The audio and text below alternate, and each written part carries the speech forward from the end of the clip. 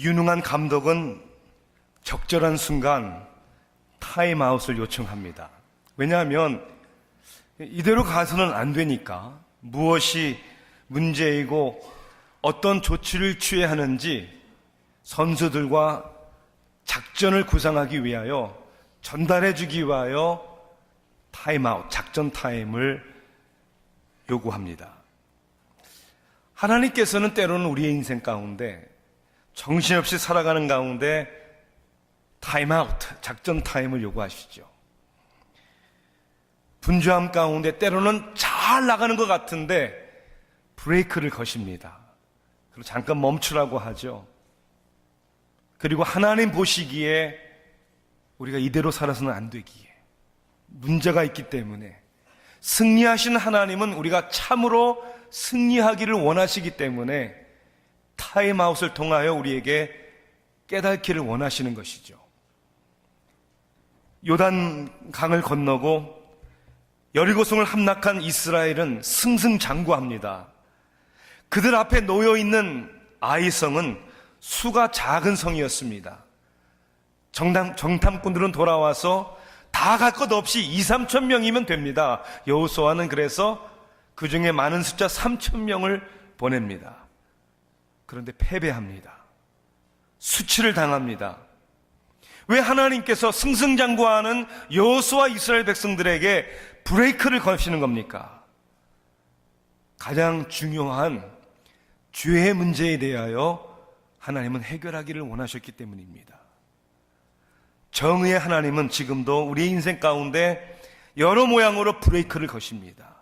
그리고 가장 중요한 하나님과 우리의 관계를 다시 한번 점검해보고 우리가 소홀히 여겼던, 우리가 부인하고 있었던, 우리가 깨닫지 못했던 죄의 문제에 대하여 회개하고 다시 그 무엇보다도 중요한 하나님과의 관계를 개선하기를 원하시죠. 여호수아, 우리는 시리즈로 말씀을 강해하면서 오늘 7번째는 우리 인생의 브레이크를 거시는 하나님이십니다. 오늘 본문은 여호수아 7장, 아이성의 패배를 통하여 우리에게 무엇을 깨닫기를 원하실까? 여호수아 7장 말씀 1절부터 26절까지 말씀, 우리가 긴 말씀이지만 우리가 하나님의 살아계신 말씀을 읽는 것이 너무나도 중요합니다. 제가 하나님의 말씀을 봉독해 올리겠습니다. 여호수아 7장입니다. 328면에 있는 여호수아 7장 1절부터 26절까지 말씀입니다. 이스라엘 자손들이 온전히 바친 물건으로 말미암아 범죄하였으니 이는 유다 지파 세라의 증손 삽디의 손자 갈미의 아들 아간이 온전히 바친 물건을 가졌습니다. 여호와께서 이스라엘 자손들에게 진노하시니라. 여호수아가 여리고에서 사람을 베델 동쪽 베다원 곁에 있는 아이로 보내며 그들에게 말하여 이르되 올라가서 그 땅을 정탐하라 하매 그 사람들이 올라가서 아이를 정탐하고 여호수아에게로 돌아와 그에게 이르되 백성을 다 올라가게 하지 말고 2-3천 명만 올라가서 아이를 치게 하소서. 그들은 소수이니 모든 백성을 그리로 보내어 수고롭게 하지 마소서 하므로 백성 중 3천 명쯤 그리로 올라갔다가 아이 사람 앞에서 도망치니 이에 아이 사람이 그들을 36명쯤 쳐 죽이고 성문 앞에서부터 스바림까지 쫓아가 내려가는 비탈에서 쳤으므로 백성의 마음이 녹아 물같이 된지라. 여호수아가 옷을 찢고 이스라엘 장로들과 함께 여호와의 궤 앞에서 땅에 엎드려 머리에 티끌을 뒤집어 쓰고 저물도록 있다가 이르되 슬프도소이다. 주 여호와여 어찌하여 이 백성을 인도하여 요단을 건너게 하시고 우리를 아모리 사람의 손에 넘겨 멸망시키려 하셨나이까? 우리가 요단 저쪽을 만족하게 여겨 거주하였다면 좋을 뻔하였나이다. 주여 이스라엘이 그의 원수들 앞에서 돌아섰으니 내가 무슨 말을 하오리이까? 가나안 사람과 이 땅의 모든 사람들이 듣고 우리를 둘러싸고 우리 이름을 세상에서 끊으리니 주의 크신 이름을 위하여 어떻게 하시려 하나이까 하니 여호와께서 여호수아에게 이르시되 일어나라. 어찌하여 이렇게 엎드렸느냐? 이스라엘이 범죄하여 내가 그들에게 명령한 나의 언약을 어겼으며 또한 그들이 온전히 바친 물건을 가져가고 도둑질하며 속이고 그것을 그들의 물건들 가운데에 두었느니라. 그러므로 이스라엘 자손들이 그들의 원수 앞에 능히 맞서지 못하고 그 앞에서 돌아섰나니 이는 그들도 온전히 바친 것이 됨이라. 그 온전히 바친 물건을 너희 중에서 멸하지 아니하면 내가 다시는 너희와 함께 있지 아니하리라. 너는 일어나서 백성을 거룩하게 하여 이르기를 너희는 내일을 위하여 스스로 거룩하게 하라. 이스라엘의 하나님 여호와의 말씀에 이스라엘아 너희 가운데서 온전히 바친 물건이 있나니 너희가 그 온전히 바친 물건을 너희 가운데서 제하기까지는 내 원수들 앞에 능히 맞서지 못하리라. 너희는 아침에 너희의 지파대로 가까이 나오라. 여호와께 뽑히는 그 지파는 그 족속대로 가까이 나올 것이요 여호와께 뽑히는 족속은 그 가족대로 가까이 나올 것이요 여호와께 뽑히는 그 족속은 그 남자들이 가까이 나올 것이며 온전히 바친 물건을 가진 자로 뽑힌 자를 불사르되 그와 그의 모든 소유를 그리하라. 이는 여호와의 언약을 어기고 이스라엘 가운데서 망령된 일을 행하였음이라 하셨다 하라. 이에 여호수아가 아침 일찍 일어나서 이스라엘을 그의 지파대로 가까이 나오게 하였더니 유다 지파가 뽑혔고 유다 족속을 가까이 나오게 하였더니 세라 족속이 뽑혔고 세라 족속의 각 남자를 가까이 나오게 하였더니 삽디가 뽑혔고 삽디의 가족 각 남자를 가까이 나오게 하였더니 유다 지파 세라의 증손이요 삽디의 손자요 갈미의 아들인 야간이 뽑혔더라. 그러므로 여호수아가 아간에게 이르되 내 아들아 청하노니 이스라엘 하나님 여호와께 영광을 돌려 그 앞에 자복하고 내가 행한 일을 내게 알게 하라. 그 일을 내게 숨기지 말라 하니 아간이 여호수아에게 대답하여 이르되 참으로 나는 이스라엘 하나님 여호와께 범죄하여 이러하게 행하였나이다. 내가 노력한 물건 중에 시날산의 아름다운 외투 한 벌과 은 200세겔과 그 무게가 50세겔 되는 금덩이 하나를 보고 탐내어 가졌나이다. 보소서 이제 그 물건들을 내 장막 가운데 땅속에 감추었는데 은은 그 밑에 있나이다 하더라. 이에 여호수아가 사자들을 보내매 그의 장막에 달려가 본즉 물건이 그의 장막 안에 감춰져 있는데 은은 그 밑에 있는지라. 그들이 그것을 장막 가운데서 취하여 여호수아와 이스라엘 모든 자손에게 가지고 오매 그들이 그것을 여호와 앞에 쏟아 놓느니라. 여호수아가 이스라엘 모든 사람과 더불어 세리의 아들 아간을 잡고 그 은과 그 외투와 그 금덩이와 그의 아들들과 그의 딸들과 그의 소들과 그의 나귀들과 그의 양들과 그의 장막과 그에게 속한 모든 것을 이끌고 아골 골짜기로 가서 여호수아가 이르되 내가 어찌하여 우리를 괴롭게 하였느냐. 여호와께서 오늘 너를 괴롭게 하시리라 하니 온 이스라엘이 그를 돌로 치고 물건들로 돌로 치고 불사르고 그 위에 돌 무더기를 크게 쌓았더니 오늘까지 있더라. 여호와께서 그의 맹렬한 진노를 그치시니 그러므로 그곳 이름을 오늘까지 아골 골짜기라 부르더라. 아멘. 2011년 5월 2일 새벽 1시 미국의 특수부대인 네이비실 팀 넘버 6 파키스탄 아보타바드의 한 건물을 습격했습니다. 미국의 심장부에 테러를 감행하여 3,000명 이상의 희생자를 낸 오사마 빈 라든을 10년이 넘도록 끈질긴 추격 끝에 사살한 작전이었습니다. 버락 오바마 대통령은 빈 라든이 사살되었다는 소식을 국민들에게 알리는 기자회견에서 다음과 같은 표현을 사용했습니다. Justice has been done. 정의는 실현됐다. Justice has been done. 정의가 이루어졌다. 정의는 실현됐다. 여러분, 정의가 없는, 정의가 실현되지 않는 세상을 상상할 수 있습니까? 왜 이 세상에는 정의가 필요합니까? 이 세상에 악이 있기 때문입니다. 그러므로 악을 악이라고 규정하고 그 악에 대한 마땅한 응징이 있어야 합니다. 만약에 그런 응징이 없는, 정의가 없는 세상이라면 세상은 혼동에 빠지게 될 것이고 안악기, 그야말로 난장판이 될 것입니다. 미성년자를 성추행에 추행하고 살인한 흉악범이 검거되어 법의 심판을 받는 것을 우리는 정의가 실현됐다고 얘기를 합니다.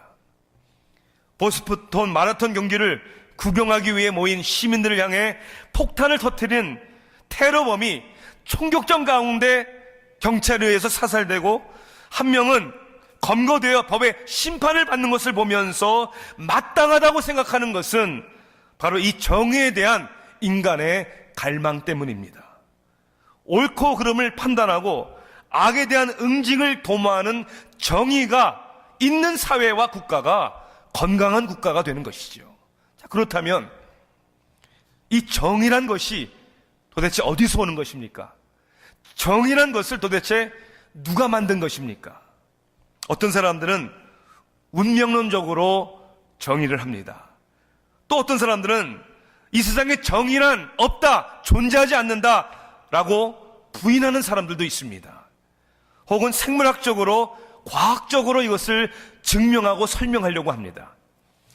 UCLA 대학의 연구진들은 인간의 두뇌 가운데는 본능적으로 음식에 대해서 반응하는, 사람이 배고프고 음식을 보면 그것을 먹기를 원하는 그러한 두뇌의 한 부분이 있는데, 바로 거기에서 동일하게 불공평하거나 부당한 상황에 대해서 본능적으로 저항하거나 부정적인 반응을 보이게 하는 그런 요소가 있다는 거예요.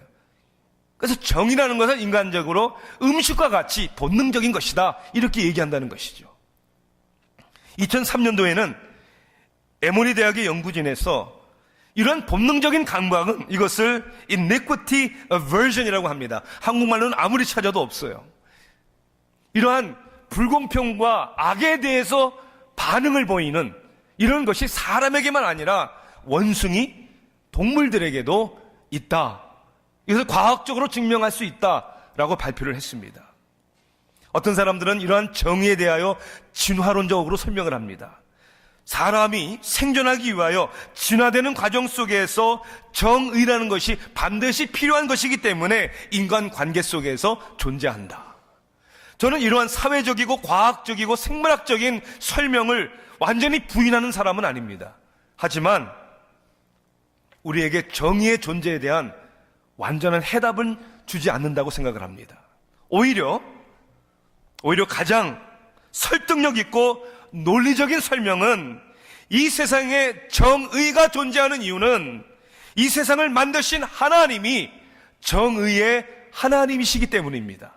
그 하나님의 형상대로 지음을 받은 우리 인간에게는 하나님처럼 타락한 인간이지만 우리 안에는 옳고 그름에 대한 판단이 있고, 여러분, 정의를 실현하고자 하는 갈망이 있다는 것입니다.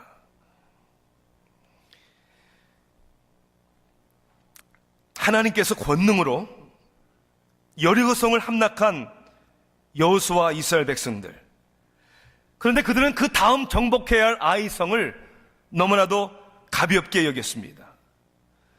정탐꾼의 보고를 받은 여호수아는 2-3천 명이면 된다는 말에 3천 명 정도를 보냈다고 합니다.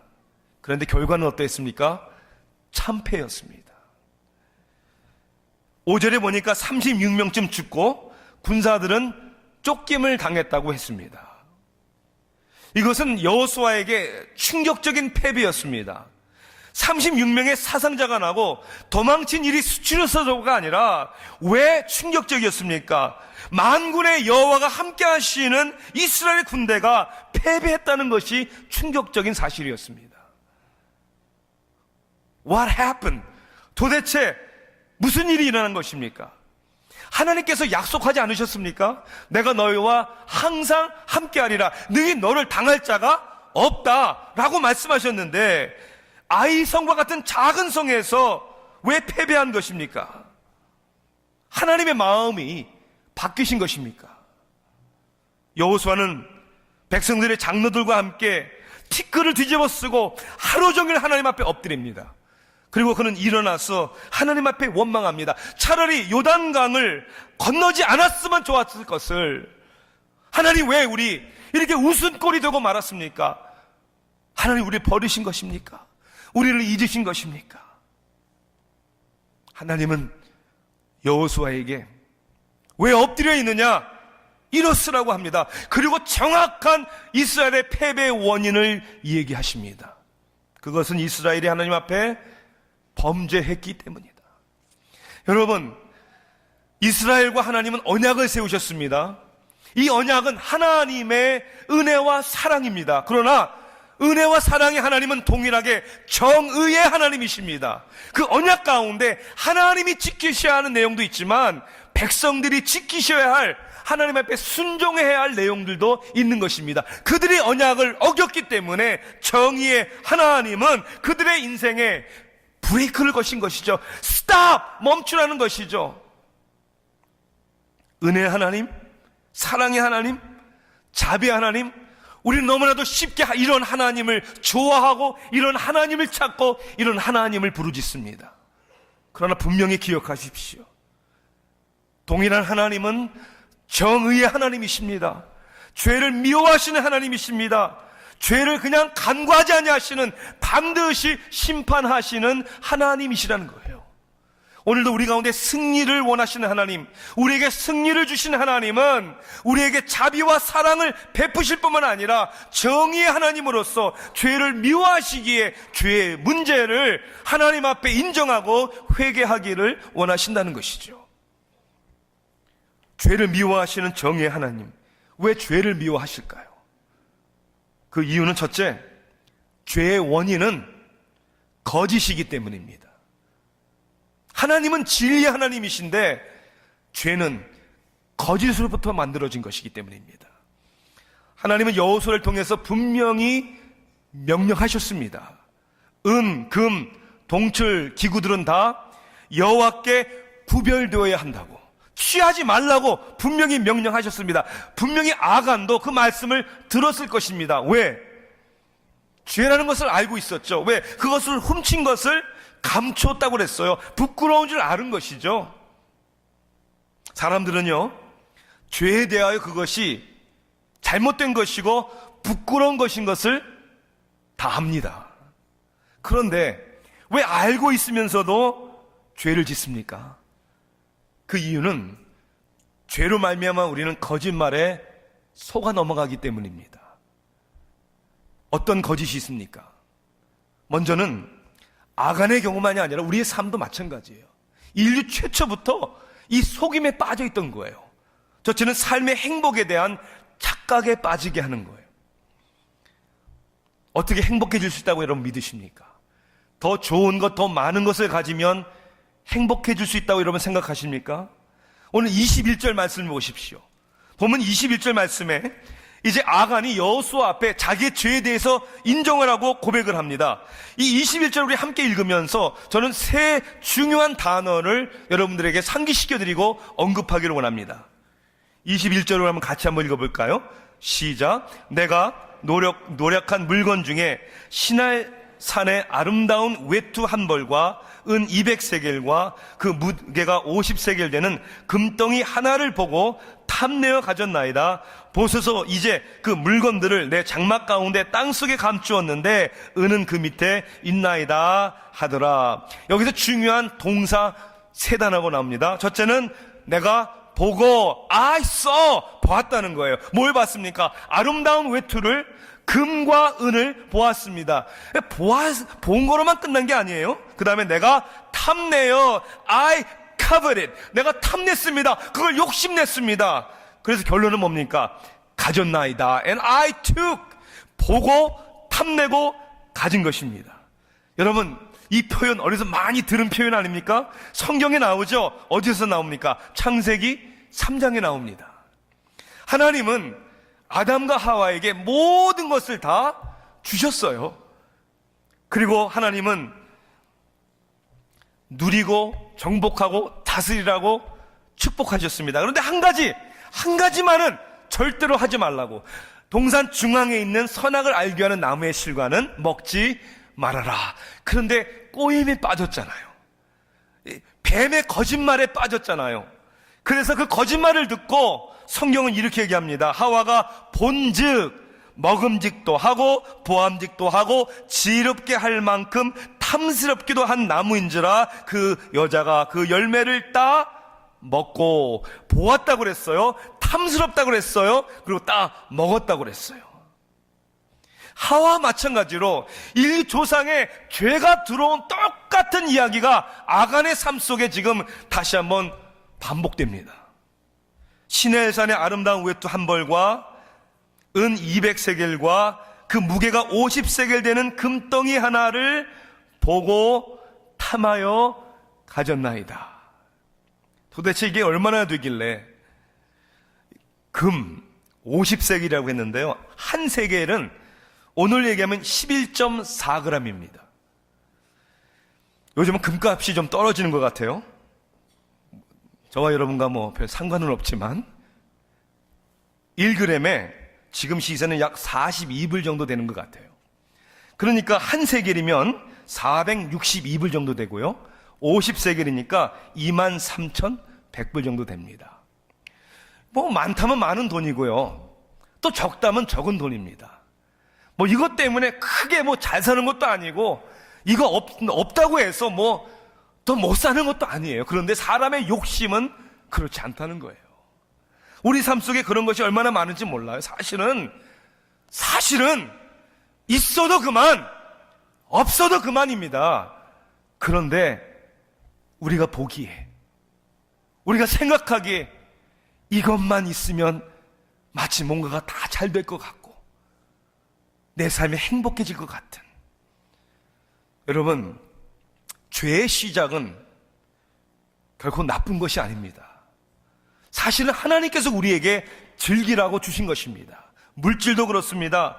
이 세상에 많은 기쁘고 즐거운 일들이 얼마나 많습니까? 성적인 성욕도 사랑하는 부부 사이에 하나님이 누리라고 주신 것입니다. 그런데 그것보다 더 중요한 것을 우리가 무시하기 시작할 때, 하나님이 주신 좋은 것들이 하나님 앞에 죄의 원인이 되는 것입니다. 어거스틴의 고백록을 보면 죄에 대한 이런 얘기를 합니다. 죄란 무엇인가? 좋은 것이지만 차선적인 것이 마치 삶의 최고의 목적인 것처럼 추구할 때 일어나는 것이다. 만일 돈, 사랑, 권세를 불균형적이고 지나치게 구한다면 죄가 유발되는 것이다. 그리고 그 죄는 가장 고귀하고 위대한 목적을 추구하지 않을 때 더 커지는 것이다.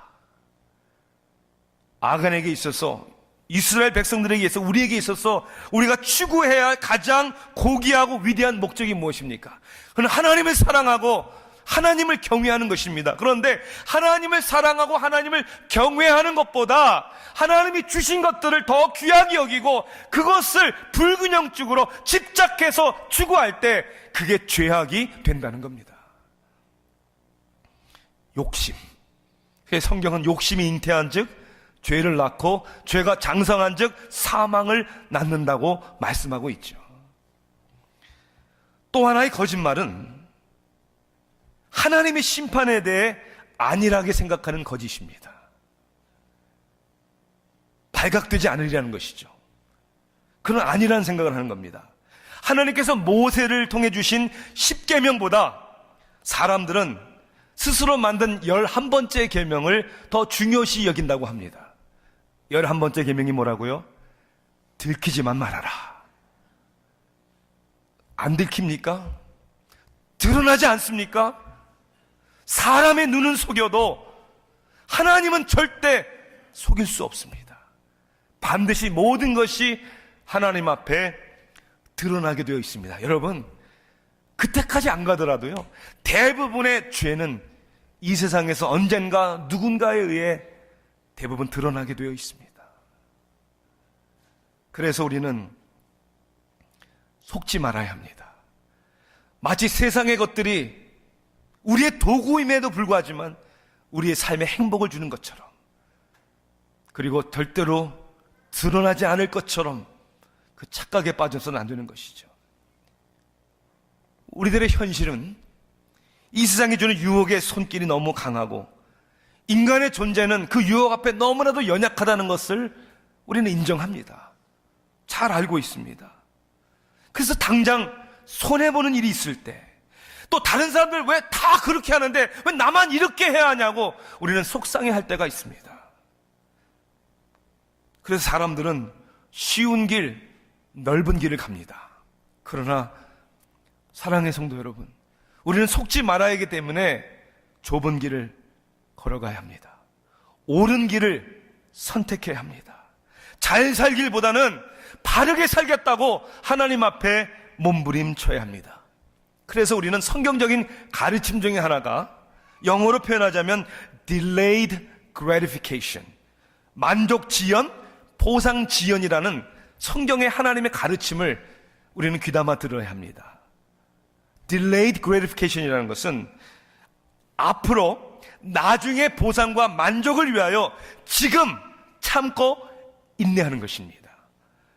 여러분, 우리의 진정한 나중은 언제입니까? 천국입니다. 하나님 앞에 서는 그날입니다. 그때 하나님께서 참 너 잘했다, 착하고 충성된 종아 라고 칭찬 듣기 위하여 하늘나라의 면류관, 하나님의 영광 앞에 떳떳이 서기 위하여 그날 때문에 지금의 삶 속에 우리는 손해볼 줄도 알고 양보할 줄도 알고 참을 줄도 알고 인내할 줄도 알아야 하는 것이죠. 그냥 오늘날의 잠시에 지금의 쾌락을 위해 살다가 여러분 영혼을 우리는 멸망받아서는 안 되겠죠. 시편 126편 5절은 이렇게 성경은 써 있습니다. 눈물을 흘리며 씨를 뿌리는 자는 기쁨으로 단을 거두리로라.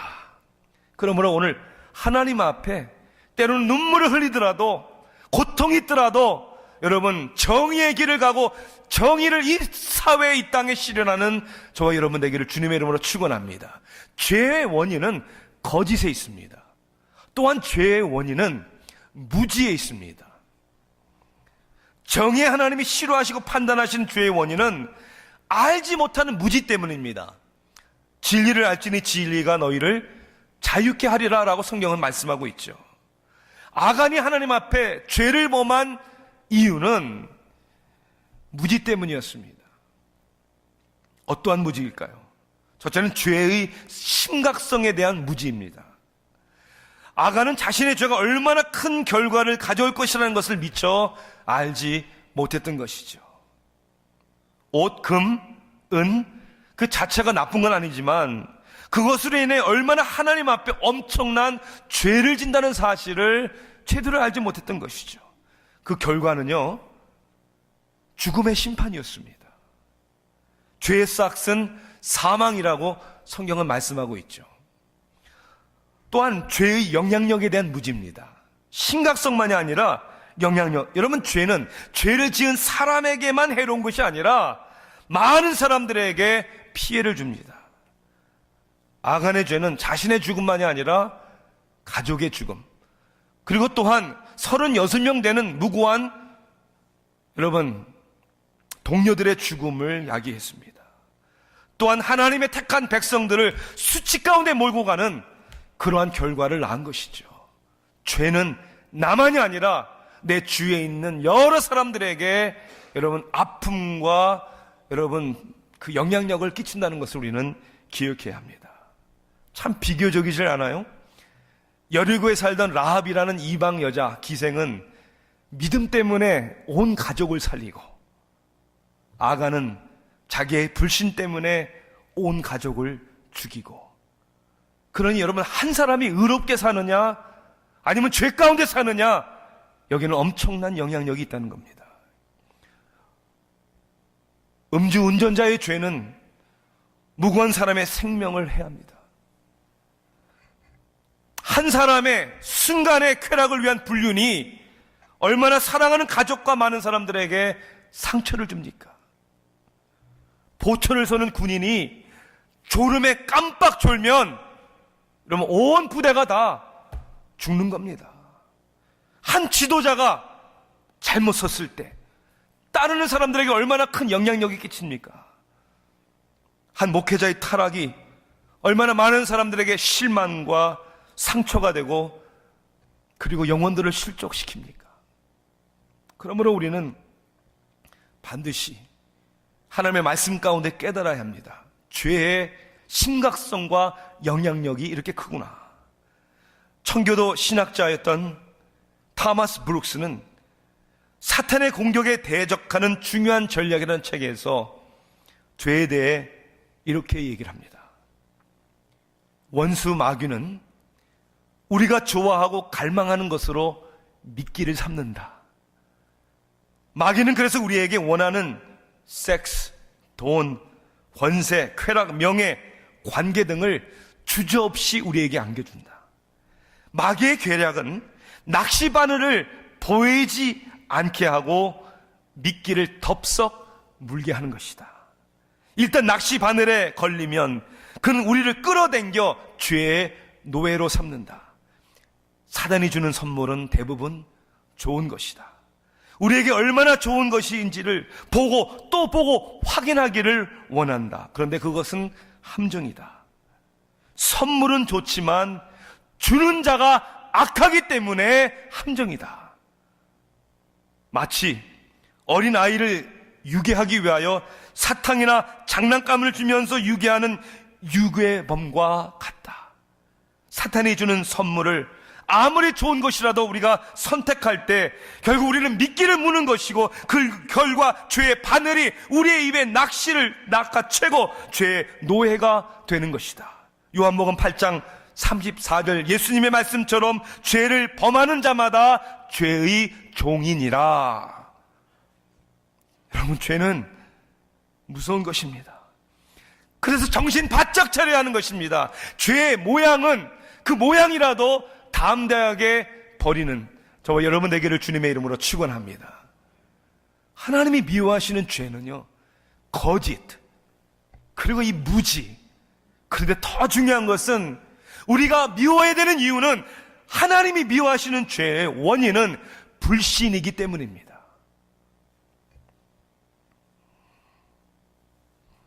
하나님과의 관계의 문제라는 것이죠. 하나님을 불신하기 때문이라는 것이죠.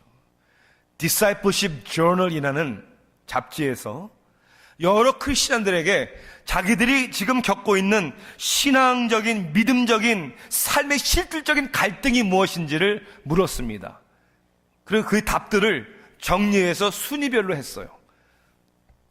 9가지가 나오는데 제가 9등부터 얘기를 할게요. 사람들이 갈등하는 죄의 문제, 거짓말, 8번째는 과식, 7번째 시기, 6번째 성적인 유혹, 5번째 분 혹은 쓴뿌리, 4번째 게으름, 3번째 자기중심, 2번째 교만, 1번째는 물질에 대한 유혹이다.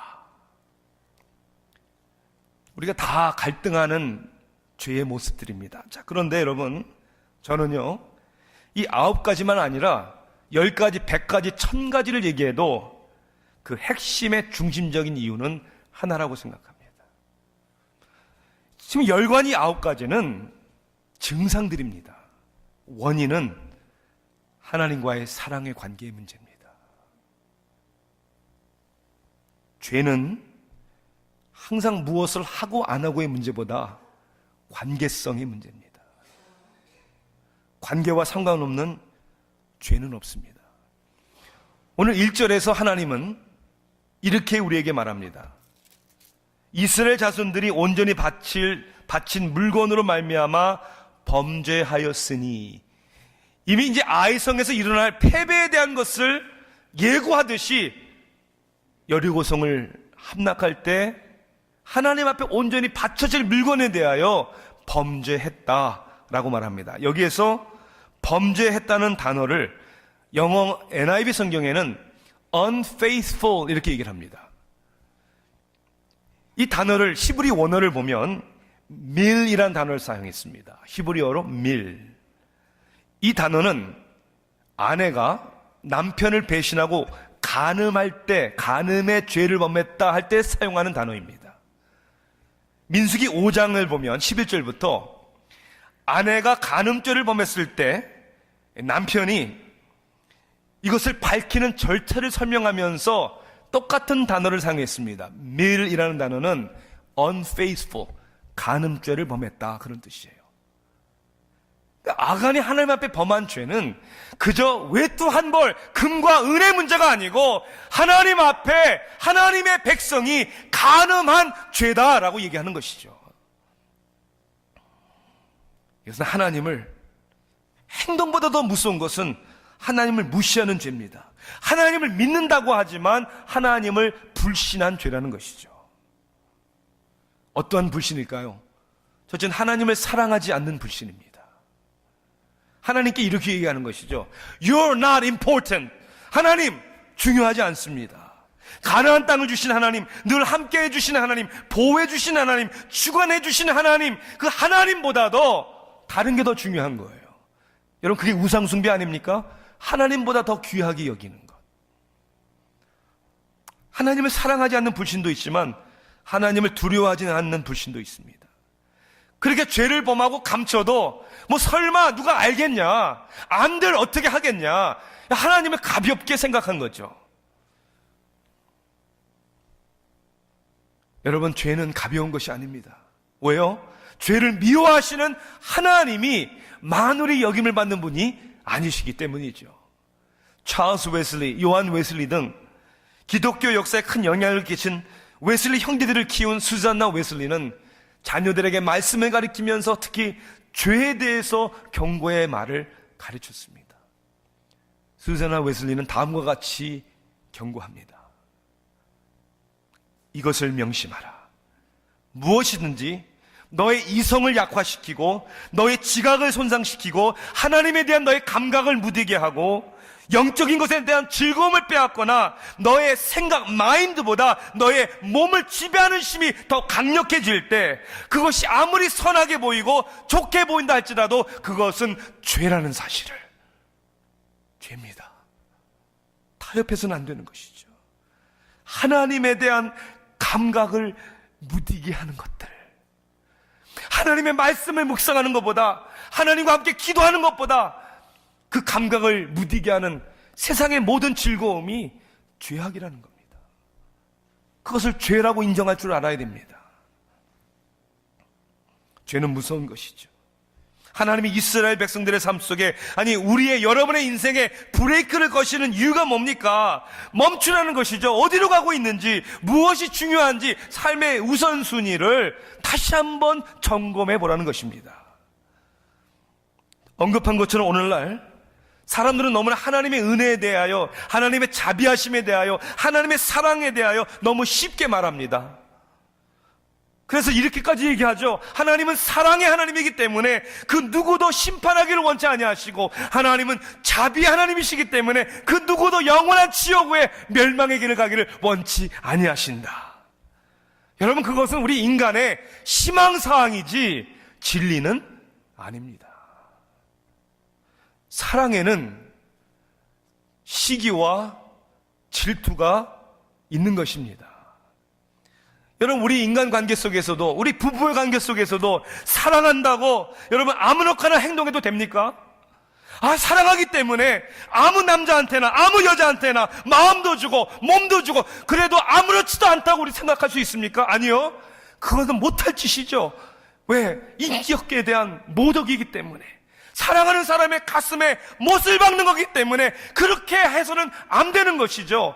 하물며 이 온 우주를 창조하시고 하나님은 당신의 언약 가운데 우리에게 모든 것을 주시고 생육하고 번성하고 다스리고 누리라고 말씀해 주셨고, 그리고 독생자 예수 그리스도를 십자가의 죽으심까지 내어주시고 우리를 향한 당신의 사랑을 확증해 주셨습니다. 성도는, 교회는 그리스도의 신부라고 그렇게 성경은 말씀하고 있습니다. 그분의 사랑을 그렇게 받았는데 우리는 그분을 사랑합니까? 그렇다면 하나님이 미워하시는 죄를 우리는 미워합니까? 우리는 얼마나 많은 경우에 바쁘다고, 연약하다고 이러한 저런 이유와 핑계를 댈 때가 많습니까? 여러분, 우리는 때로는 솔직하게 고백할 줄 알아야 합니다. 하나님을 향한 나의 사랑이 식었습니다. 하나님 도와주세요. 하나님이 좋은데, 머리는 알고 있는데 내 가슴은, 내 입은, 내 손은 세상 것이 좋으니 하나님 어떻게 합니까? 하나님 도와주세요. 너무나 하나님을 두려워하지 않는 시대가 되었습니다. 하나님의 은혜를 얘기하면서 하나님을 경외하지 않는, 하나님의 심판을 두려워하지 않는 시대가 되었습니다.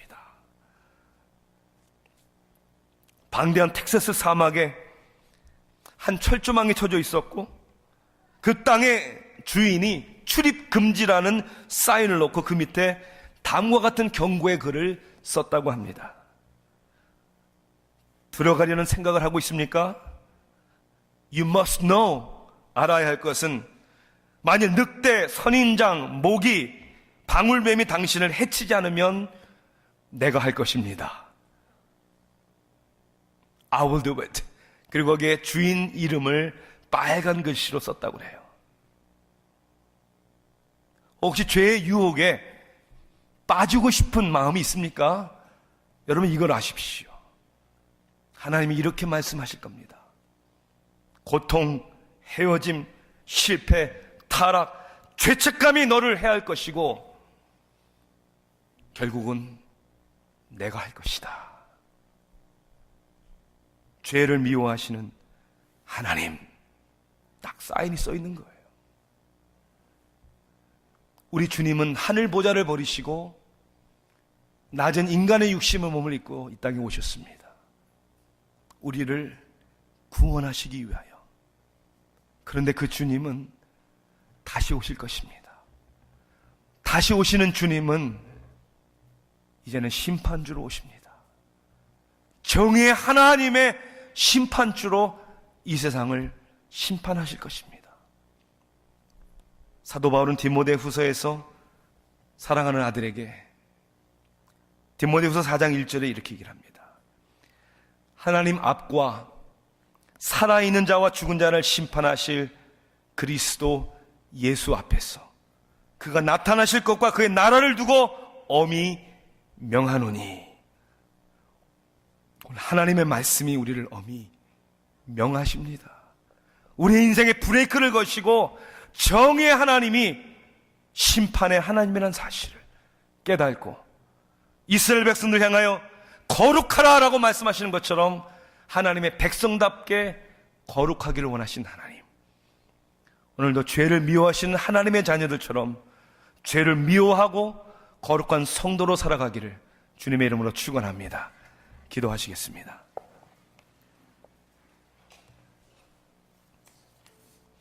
사랑의 하나님,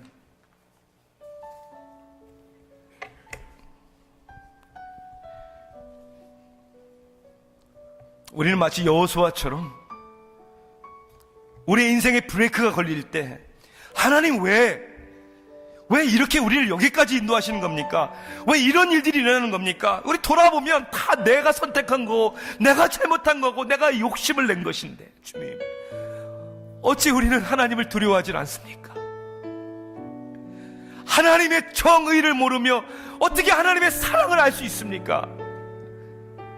모든 사람이 죄를 범하였음에 하나님의 영광에 이르지 못한다고 했는데, 의인은 없대 하나도 없다고 했는데, 우리는 다 멸망받아야 하는 하나님의 정의 앞에 떳떳이 설 수 있는 사람이 아무도 없는데, 하나님 그 사실을 왜 우리는 잊고 살고 있는지, 그 가운데 나를 선택하셔서 구원하신 하나님의 은혜를 알게 해주시길 원합니다.